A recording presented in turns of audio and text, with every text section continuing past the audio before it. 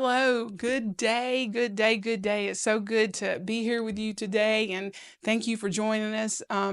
I am excited to be here with Pastor Leslie today. Yes, it's an honor to be here. So I know this is different. Normally, it's real talks with Miss Brenda, and as I explained in January, that we, knowing that Mom had such passion when she started her podcast, and we didn't want it to end, and we have become really passionate in the past couple of months to really to anything that Mom had started, we do not want to end. So we decided that we wanted to keep this going. So instead of real talks with Miss Brenda, I didn't think real talk about Miss Brenda would be appropriate. So we decided to do the legacy continues, and it's it's her. Our desire and hope is that as we encourage through what's being done at the Lovelady Center, and as we share what's happening, and that as we're launching what Mom has started, but it's not just about her legacy, but it's about the legacy that every day, everything that we do is with the intent of making an impact, making a difference, and where our legacy will continue beyond once we're gone. And so for today and here, the way that Mom got caught up or got started in her podcast was because Pastor Leslie was knowing that Mom had a lot of wisdom, a lot of knowledge, and her personality is a little hard to a little hard to capture because she was just so full of life and stuff. Yes, but she was. for sure. And so when Pastor Leslie is the one who encouraged Mom to start the podcast, and 4 years. it took you 4 years to talk her into it. No, like many years. Many years. Oh, 4 years. Many years. Okay. Yes, I can tell you that I just felt like that her voice needed to be captured and heard. We obviously got the benefit of hearing her all the time here at the Lovelady Center. But, for her to be able to have her own podcast, for her to share her story of what all God had done over the years was just, I knew it needed to happen. And I'm so glad we were able to capture, almost a year Yeah. of podcasts. And, just the last one just finished airing just last week. And so it's definitely legacy. For sure. And so when you were saying, so knowing that you had promoted and you had encouraged and talked Mom into it, and the thing that and to see the success that I felt that it brought, not just for now that we have her voice, we have those stories, but then Right. all the stories that we got to hear, and the voices as Mom would hear what God has done, and Yeah. how it motivated, encouraged Mom so much, is all the women or the family or the people who've taken part in the ministry over the years, or the lives that have been transformed. What an impact and difference I just loved how Mom was fueled by it. And so Yeah. if Mom's fueled by it, I think that we all can be fueled by Well, it. there's a chapter in Psalms where it says about God that he is the voice of many waters. And to be honest with you, when the podcast started, I just thought it was going to be all about Miss Brenda. But as each episode that she did, it become more real that she always fought for other people to have a Amen. voice. And it didn't matter if it was the people on staff or the ladies that were coming into the program that just needed somebody to fight for them. And as I watched it unfold, I was just amazed at how many people that she was able to bring together um for a greater purpose, and Amen. rallied people together. And everybody felt like they had a part. I mean, she just was someone that fought, but she fought for other people. And I am definitely one of those people that was impacted, and I feel like I've been able to have a voice Amen. because of her. I know you do as well. Absolutely. And just to hear all the stories, and it seems like that is our legacy, right? It's like Right. we're giving hope to the hopeless and a voice to those who don't have it. So I'm excited about so many that are still yet to come, and be able to highlight other stories of people's lives that have been changed at the Lovelady Center. Absolutely. Me too. I cannot wait. I'm excited about what's to come. I know that, and I don't. This again, it's not just about mom's story, but it's about the stories that have been transformed and the lives that have been changed.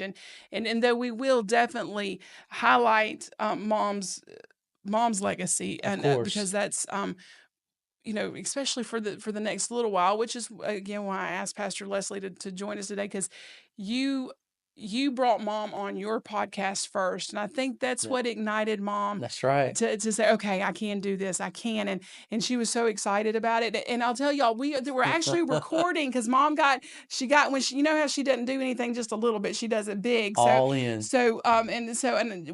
I had wanted to do a video series for our the new ladies that come into the program so they can hear consistent messaging, and you had told me about a man that could probably help us and to Yeah, make our videos. And I had reached out to Rodney, our camera guy. that's right. And mom's like, well, you can't mess with Rodney, he's mine, he's my podcast guy, he's my podcast guy. And so she was like, I was like, well, mom, he can do more than just one thing. And so then she actually was like, well, then if he's going to be able to do that, then we're just going to open a podcast room downstairs in the education department in the basement at the Lovelady Center. So this is actually, we're recording this downstairs in the basement Yeah. of the Lovelady Center. Again, that's something that mom, she started it, and she had a little bit to do with the design, because Yes, she did. I think this table and things that she had picked out, we never actually were able to record before she passed. So this was Yeah. something that mom started, and us being able to record down here now is just again another way of, okay, mom, what you started, we're going to keep doing. And so Mm, I'm excited, and when I say I'm excited, it's bittersweet. It's bittersweet yeah. because but I'm just grateful that that just as mom, if you knew her, she frequently said, we don't give up around here. um No. we still don't give up around here. I know, and that's really, just being able to be in this room and to see the legacy move forward. And, we're just excited about, being able to highlight these stories. I mean, we got some really good ideas, some things that, we're going to bring relevant stories. And so this is the best time to get, be a part of this, join us for this journey. We're going to be going live on Sundays at 3 o'clock on the Lovelady page. And then we're still connected with BGTV. That's still going every Monday night at 8:30. So this is happening. We'll air. We're here to see God just do amazing things. So we want you guys to be a part of that with us. Absolutely. And when I think about the legacy and just thinking about, for me, this journey that we're on, Melinda, one of the things that Miss Brenda loved to do was the water baptisms. Yes. And all through these years, that was one thing she She never was wanted to miss. never wanted to miss. She liked to tell people, I'll let Melinda do the graduations, Yes, but I'm doing the baptism. She acted like I took the graduations from her, which we all know that you could never take anything away from of mom. course, That wasn't the case. But that was her plea, because yeah, baptisms was her favorite. And I have a feeling I know where you're going with this. Well, she went to be with the Lord December 18. 18th. And we always do an annual, we baptize throughout the year, but one of our biggest ones is the New Year's Eve service. Yes. And it was bittersweet because, going into that, um, you know, everything that went around the whole month, and, just the grace and the strength that God has put on us to continue going forward. And that night was so special. As you stepped in, and we saw almost 100 ladies. I think it was 93 or so, 94. All these ladies that came up and gave their life, just to make a public profession, and to know that the legacy continues and that lives are still being transformed at the Lovelady Center. and that we get to carry that torch. It's just such an It's honor. beautiful. I know. For me that Mm, night, as we baptized, I went in. And this is confession time, and I know that y'all are my people, so I can confess here. I know I went into New Year's Eve, um, not doubtful at all, because I know that it's God that always know that it was God that carried mom, and that would carry me. But then that little thing, like, Lord, is your presence still going to be, or is your presence still here? mm, And I had some anxiety. I think yeah, that would be fair to say. yeah, And and I was like, well, Lord, this is all you. It's not me. I just want it to be you. Just you move. And as we baptized that night, and I just was like, Lord, this is all you. And then, as some of the, like, I remember a couple of women coming up, and they're like, whoa. I mean, like, you could really feel the presence of the Lord. And yeah, I was just so, like I knew, like, Lord, you're with us. You've not abandoned us. You've not forsaken us. You are in this with us. And that the legacy will continue. yeah. That his legacy will continue, That's saving right. lives, transforming lives. And it was just, for me, that night was just it. Now, when I got in my car and I realized that I did it without mom, that was pretty tough. And I remember I just wept for a while in the car, but I was like, God, you're so faithful. You're in it. He You're in really it. Yeah, is. for sure. So that was a night that, for me, that the Lord said, I'm with you. Yeah, and he definitely is. She was just a pioneer, Hmm. and she would go places and do things and start things, and I think that's why, this last endeavor, this last year, she just became so passionate about the podcast and making sure these stories get told. And then, like you said, her, just coming down here and laying her whirlwind style and shift things into place, and then boom, it just happened so quickly. And it was like she was just saying, I'm I'm opening this up for you to keep going in this new direction. Like, it was never about just getting settled with what we had. She was always pushing the Yeah. envelope, trying to do something different, something more. She talked about prison reform a lot this last year. She feels like there's some things that need to happen Hmm. and for prisoners. And so she's just such a reformer, such a pioneer, and it gives us room to dream, Right. and gives us room to go forward. Well, and for not just, for me, like, one thing that motivates me about, continuing this, because I'm not a camera girl, not really, the whole Yeah. live thing, Yeah. but, we've, because of it, what I saw come from it was, um, encouragement for our grads, Yeah. encouragement for the girls that have once come, and which is, a lot of times when I'm speaking, I feel like I'm speaking to my people. I'm speaking to our graduates. I'm speaking Yes, to, you are. and that's what motivates me for this. But then, also, for, and I know for mom, was reaching those we haven't reached yet, and Yeah. and that and to share that there is hope, and that your life can transform, and it can be everything that God created you to be, that no one's stuck, and that we can get out of that cycle. Yeah. So, I think there's a lot of great things that we can and will accomplish through this. I know for us, one thing that, we started doing is our services, our Sunday morning services live. Yeah. Yes. So And our that, Wednesday and Wednesday services. night services are Yes. live. So all our grads, and again, when I say grads, any lady that calls themselves Lovelady, whether they've graduated or not, log on. Let's you can see what the Lord is doing at the Lovelady Center, and plus He can speak to you through these different tools that we're going to be Yeah. utilizing now. So I'm very excited.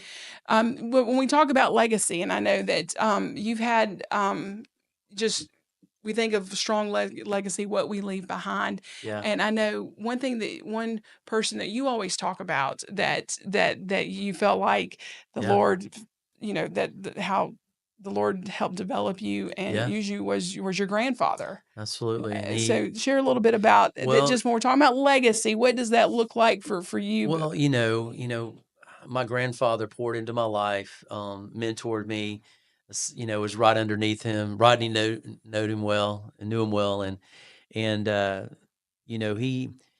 he poured everything into me, as I see kind of how Miss Brenda was with you, I understand that being, that next generation that, is carrying what God poured out through them to me. And I'll just say this one thing about my grandfather. The the day before he passed away, he asked me to come to his bedside, and he says, "Son, I want to pray for you one more time," just like that. And he told me these words. He says, "Son, I have run my race." He says, "Now it's time for you to run your race." And he laid his hands on me and he blessed me and he blessed me and he blessed me. And I felt the weight of that. All everything, all the times that I just served him, I was honoring him. I was there with him through so many battles, and he was always taking the lead. And knowing that all that was about to shift was a little bit heavy and a little bit weighty at first, because I didn't feel like I could fill his shoes, to be honest with you. I can And relate. I felt, and just to be honest, that first month, I felt it was hard because I didn't know exactly what I was supposed to do. But little did I know that God was setting the stage for me to come to the Lovelady Center just months after that prayer. So you came after your grandfather. So your Yes, grandfather ministered here before you did. he did. Okay, He okay, did. okay. Because my mom came here in Yeah, I 2008. remember your mom being here for And some reason. so, and that Yeah. kind of opened the door for my Okay. grandfather to come. And Okay. then then of course I knew about it. And but it was, God helped put people in my life to encourage me to keep running. And it was my time. And Mm. so, I took a step of faith and, was invited to come speak at the Lovelady Center. And, during that window, and this is how I tell the story, is that as after I spoke here at the Lovelady Center, Miss Brenda saw me at the second floor desk, and I had a conversation that I'll never forget because Miss Brenda, she said, "I enjoyed what you said," and she said, "Well, what do you do for a living?" And I said, "I'm in full-time ministry, but I really wasn't working anywhere. I wasn't on a church staff. God had just told me to step out in faith and that he would open doors." Right. And she says, "So what do you do?" I said, "I just do the next thing that God asked me to do." And she says, "Okay, but what do you do for a living?" I was like, "God takes care of me."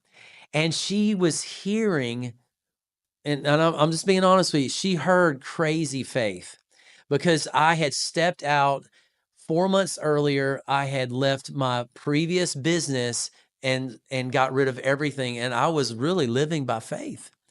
And in that time of just living by faith, I encountered Miss Brenda, and Miss Brenda said to me, "Would you, like, after talking to her, she says, "That's interesting." She says, "Would you ever consider coming here and being our pastor?"